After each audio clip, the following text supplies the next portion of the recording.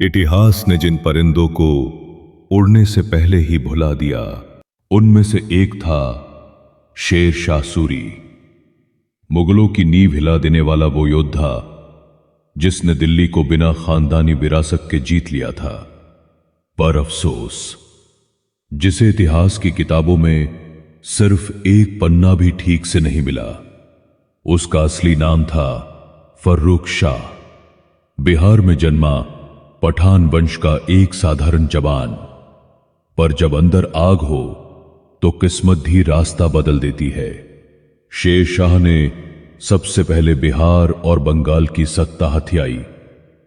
हुमायूं मुगल सल्तनत को बचाने में लगा रहा, पर शेर शाह की चालें तेज थी, सोच गहरी थी और इरादे अडिग।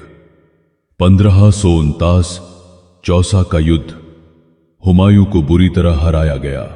1540 कन्नौज की लड़ाई, दिल्ली की गद्दी अब शेर शाह की थी। एक पठान अब हिंदुस्तान का बादशाह बन चुका था, बिना किसी मुगल, तैमूर या बाबर की विरासत के। पर शेर शाह सिर्फ एक योद्धा नहीं था, वो एक प्रशासक था, सुधारक था और दूरदृष्टि वाला राजा था। उसने ग्रैंड ट्रंक रोड का निर्माण करवाया, जो आज भी हिंदुस्तान की नसों में दौड़ती है। हर कोस पर सराएं, कुनए, पेड़, धर्मशालाएं, यात्रियों, व्यापारियों और सैनिकों के लिए अद्भुत प्रबंध। उसने मुद्रा व्यवस्था सुधारी, जमीन की पैमाइश करवाई और न्याय प्रणाली को दुरुस्त किया। आज जिस सिस्टम पर हम गर्व करते हैं, उसकी नींव शेर शाह सूरी ने ही रखी थी। पर नियति को कुछ और ही मंजूर था। 1545 में कलिंजर किले के घेराव के दौरान एक बारूद विस्फोट में शेर शाह घायल हो गया और कुछ ही दिनों में हिंदुस्तान ने अपना सबसे काबिल बादशाह खो दिया।